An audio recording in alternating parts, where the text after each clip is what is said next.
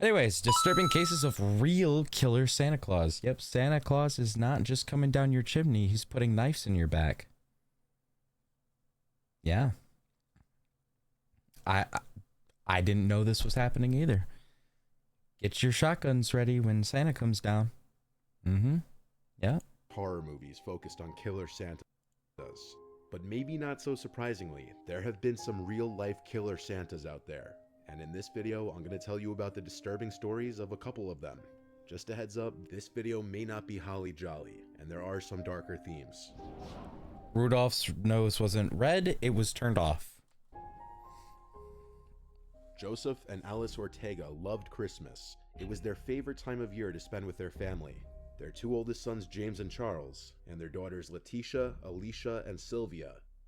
On Christmas Eve of 2008, the Ortega family invited all 5 of their adult children and their families to their home in Covina, California, the middle to upper middle class, low-crime community about 20 miles east of Los Angeles. The family was in the middle of a Christmas Eve poker game when the doorbell rang, and what unfolded next was unimaginable. Shortly after the doorbell sounded, police received 911 calls from the Ortega's neighbor. The caller cried into the phone that someone was burning down the Ortega's house. That someone was Bruce Jeffrey Pardo, dressed in a Santa Claus suit. The fire department was dispatched to the Ortega house, but the calls kept coming in. He burnt that bitch down? Someone reported that they heard shooting coming from the house, and when he showed up as Santa Claus and burnt that bitch down. He gave them the gift of fire. Like, what the fuck? the police arrived at the scene, it was a total nightmare. The only surviving Ortega family members police could locate was Letitia, her husband, and their 8-year-old daughter, who managed to escape the house and make it to a neighbor's house. What's in your house? Ma'am, is the guy in your house right now? We're having 2 houses down on the Google site. Okay. Ma'am, hold on. Is he at your house? Yes, he's got this shooting. What do you think his name is, Bruce? His name is Bruce Pardo. Okay, and who is he to you guys? Excuse me? Who is he to you? He's my ex-brother-in-law. He's right now. Okay. With my sister. Hold on 1 second, okay? It's a case of mental issues. I know, ma'am. Just stay on the phone with me, okay? My whole family, there's 30 people, 25 people. I know. It's okay. The officers are there. They're trying to get to you guys, okay? Letitia's daughter, however, had been shot, so the family had already made their way to the hospital. What happened was Sylvia Ortega Pardo, Bruce Pardo's soon-to-be ex-wife, had finalized their divorce the week prior to the attack. This apparently caused Bruce to snap in the worst way imaginable, and this was his way of getting revenge. Bruce had arrived at the Ortega home in a Santa costume with a gift-wrapped package containing a rolling air compressor converted to deliver gasoline from it, and at least 4 9mm semi-automatic handguns. His 8-year-old niece Katrina, the daughter of Letitia, ran to answer the door in excitement to be greeted with the Santa, only to be shot in the face. Luckily, she survived. Bruce then started firing indiscriminately at fleeing partygoers. After he ran out of bullets, Bruce pulled out his homemade flamethrower to spray 18 gallons of gasoline into the house, causing it to burn down. In the middle of investigating the aftermath of this chaotic scene, police received a tip from a neighbor. She and her husband had seen a car leaving the cul-de-sac at around 11:45 p.m. Police started searching the Ortega's scorched home. They found bodies burned beyond recognition, which were later identified as missing Ortega family members. Oh, a total of 9 people were murdered. While police were busy investigating this massacre, they received a call from Bruce's brother, Brad Pardo, who returned home from a Christmas party to find his brother laying dead in a pool of blood. Bruce had taken his own life. On Christmas Day, police interviewed Letitia, who said that despite the Santa Claus costume, beard, and hat, she could identify the shooter to be her sister's ex-husband, Bruce Pardo. Investigators then went back to Brad's house, where Bruce was found dead, and searched his car, which ended up being the same car the Ortega's neighbors had described seeing on their street after the murders. Inside the vehicle, police found a Santa suit and thousands... Man really ended... He made... Like, bro... He knew he was in... He knew he fucked himself, so he did it. God fucking damn it, bro. Over a woman. I don't know how old the guy was. They probably already said it. I hope they didn't. so I don't look like a dumbass. But like, bro could have moved on. He didn't have to be psychotic. You know, he didn't have to be. He chose to be. Instead of worrying about the bag, he put shit in the bag and fucking went and fucked over the lives of people's lives that didn't matter. Like, they had no involvement. Motherfucker. Like, why'd you do that? Of rounds of ammunition. The car had also been booby-trapped to explode once the Santa suit was removed. Damn. Although the vehicle exploded, no one was injured. The autopsy of Bruce revealed third-degree burns on his hands and arms, and part of the Santa suit had melted onto his body. It was a Police also professional found with the bombs. How the $17,000 in fuck? cash cling-wrapped on his legs inside a girdle. Police believe How do you know how to do all that? To kill himself. Around the same time, a man reported a suspicious car parked in front of his Pasadena home. Police ran the plates and found Scary the to car think had about, been yeah. rented by Bruce. Though the car wasn't rigged, it was packed with supplies including a computer, clothes, water, food, and maps of the US and Mexico. Police believe Bruce had been planning on escaping to Mexico after his killing spree, and this was his getaway vehicle. Oh. The vehicle was also parked about 500 feet from the house of Scott Nord, Sylvia's divorce attorney. This was definitely not a coincidence, and Bruce was likely planning on also murdering Scott, because in June of that year, Bruce was ordered to pay $1,800 a month in spousal support. The divorce clearly took over Bruce's life, and he began to plot ways to get back at Sylvia, and instead of just killing her, he decided that he was going to destroy everything and everyone that she loved. Damn. The most likely explanation for Bruce's suicide would be his unexpected injuries. He didn't realize there was an open flame somewhere in the house, likely a candle, and when he was spraying gasoline, this led to an explosion that left him horrifically burned. Instead of driving to kill Sylvia's attorney and then escaping to Mexico like he most likely originally planned, Bruce instead went to his brother's, where he killed himself because of how badly he was burned. Katrina Yusupolsky is alive and well today, and fortunately, she hasn't let the horrific experience overtake her, and she's currently living her life to the fullest. Good for her. But unfortunately, Bruce Pardo was not the only story of a killer Santa named Bruce. Oh, it's like multiple Bruce stories. McArthur Okay. was known as an outwardly jovial man who was the perfect Santa due to his ample white hair. Must have been very traumatic for the family. Oh, fuck, without a doubt, yeah. But it's like,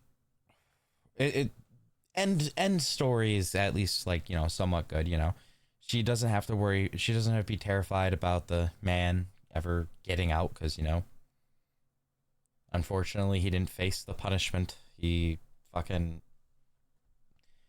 got his free escape card out there, and then he won't be ever coming back. And at least she's trying to make something. She's improving in her own way. She'll never get over it, obviously, but she doesn't let that tie her down. So that's awesome to hear.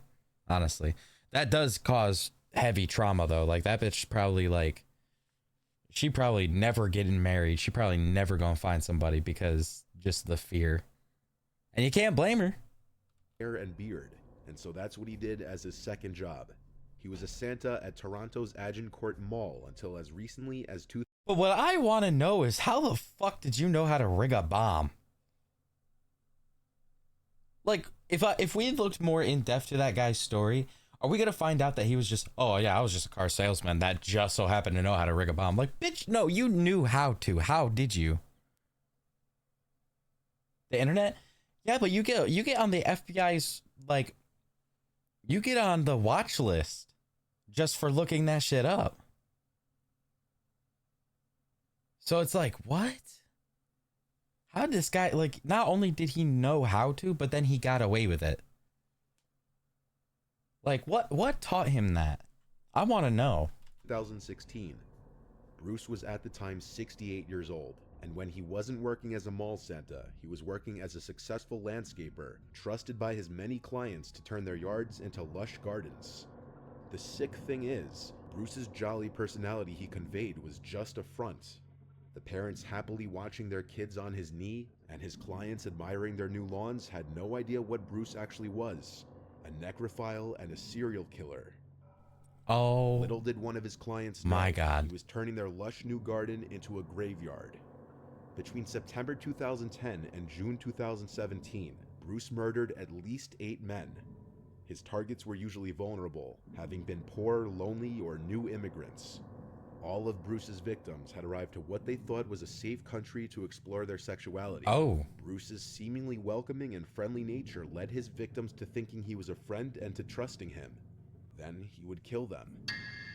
Bruce was described by colleagues and coworkers to be a great guy who always had a smile on his face. For 30 years, he was seemingly happily married to his wife Janice, who he had 2 children with and lived in a house in Oshawa with, a middle-class town very close to downtown Toronto. In the late 90s, however, Bruce came out of the closet, probably to the shock of his wife, and not long after suggesting that the two have an open relationship, he left his family and moved to Toronto. Now, see, that's the shit that would have gotten me fucking ChatGPT. Probably. But look, that's something that got me fucked up that I didn't think about, right? You meet a girl, right? You meet this woman, right? You think she's the love of your life. Then it turns out she is, because you get married and have kids. And then one day you turn around, like you do a whole 360, and you're like, oh shit. I like man butt. Damn it. Time to let the wife know. It's like, what? You started a life. Man decided to fucking hit the reset button. Like, what the fuck are, like, I mean, yeah, I'm focusing on the complete wrong thing, don't get me wrong. But like, this happens. This happens. And he didn't just have a kid once and was like, oh man, you know, I regret that. He had 2, maybe 3.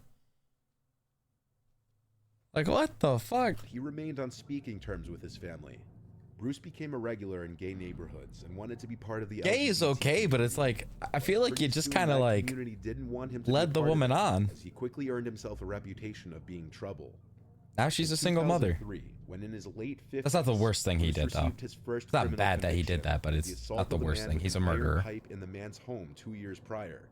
Bruce turned himself into the police, and throughout the case, he maintained that he blacked out before the assault and didn't know why he did it. Oh. In January of 2003, turned himself Bruce in? pleaded guilty to 1 count of assault causing bodily harm and assault with a weapon. But thanks to his lawyers, Bruce didn't serve prison time. Rather, he was ordered to attend counseling for anger management. Oh, I mean, it was assault. A DNA sample to police. A few months later, Bruce had his record suspended, so nobody would ever know that he'd been arrested at all. Bruce's landscaping business was busy enough to occasionally hire casuals, until one of those hires disappeared, Mahid Kayhan. Bruce admitted to police to knowing Mahid. He told police that Mahid had worked for him doing landscaping for a month, and the 2 men had a sexual relationship that Bruce claimed he broke off. Bruce was not a suspect at the time of the interview. He was treated as a witness in the missing persons cases. Bruce's approach to murder was usually the same: strangulation using a rope and metal bar. When his victims were dead, he'd pose their bodies and photograph them, sometimes in his apartment and sometimes in his red Dodge Caravan. One victim was posed wearing a fur coat and with a cigar in his mouth. Some had their beards and heads shaved, others had their eyes closed. Then he would take close-up photos of their genitalia. Bruce stored these dead body photo shoots in digital files on his computer. He then dismembered his victims, distributing their body parts in one client's garden, putting to use his knowledge and skill in gardening. In June of 2016, Bruce ended up in a police station after a guy he was having sexual relations with reported him for almost choking him to death while they were in the back of his van. The man managed to escape and report Bruce to the police. And for the second time, Bruce turned himself into the police. And to think that if that man didn't escape, this guy would still be out there doing it. Like, it took one slip up for him to get caught.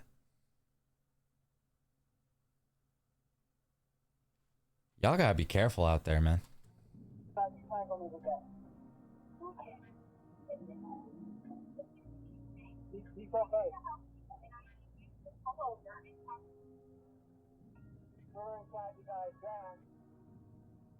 There's Bruce.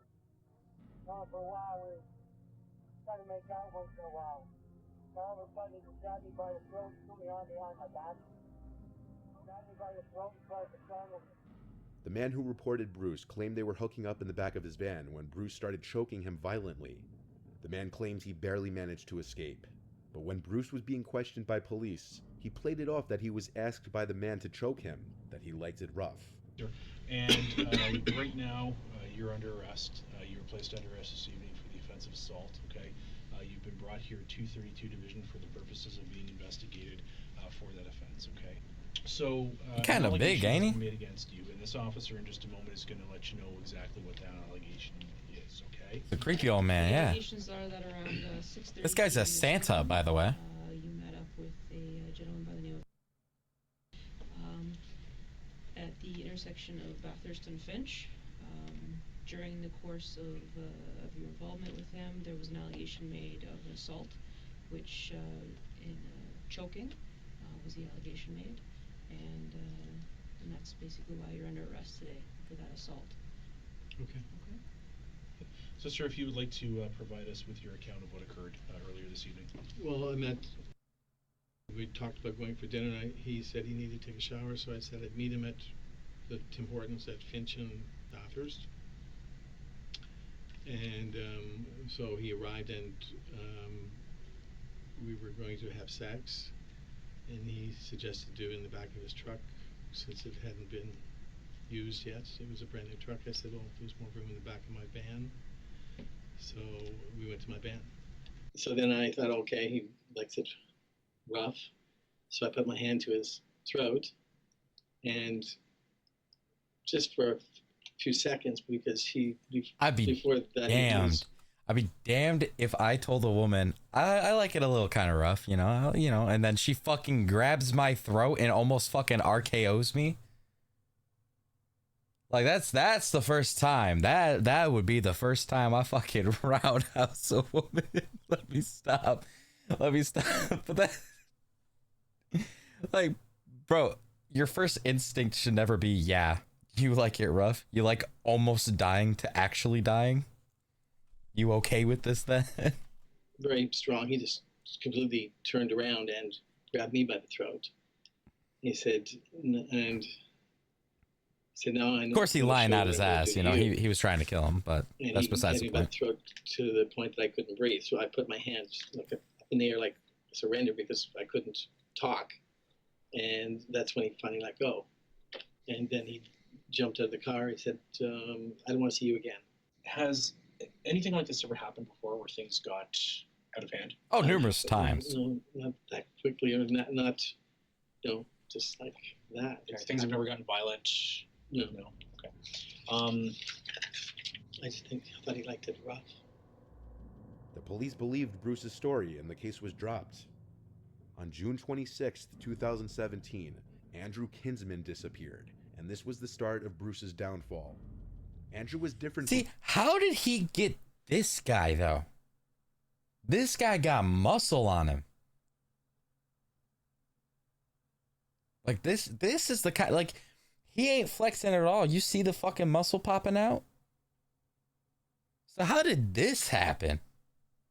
Bruce's other victims. Andrew was well known and liked among Toronto's church and gay community, and he was the caretaker of his apartment building in Cabbagetown.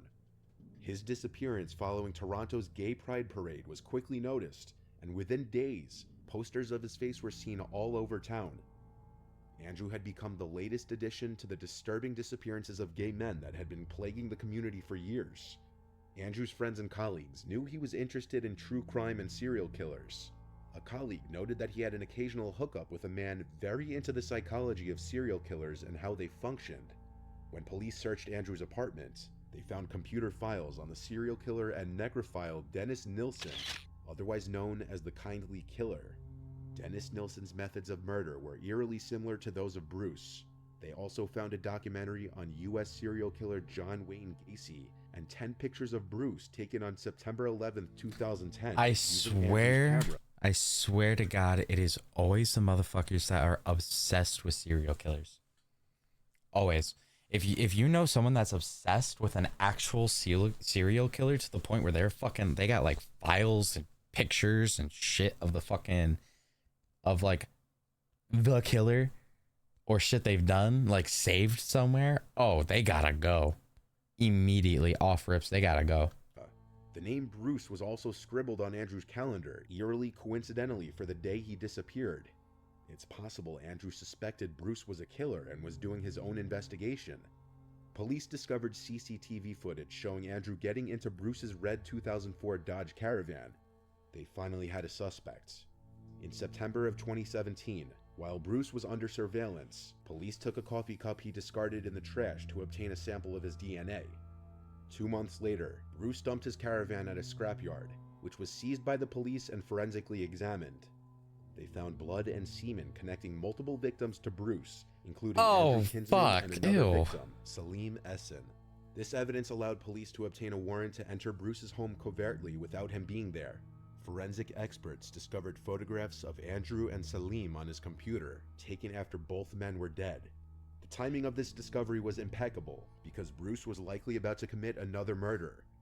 The next day, police witnessed a younger man arrive at Bruce's apartment building in Toronto. The man was likely to be Bruce's next victim.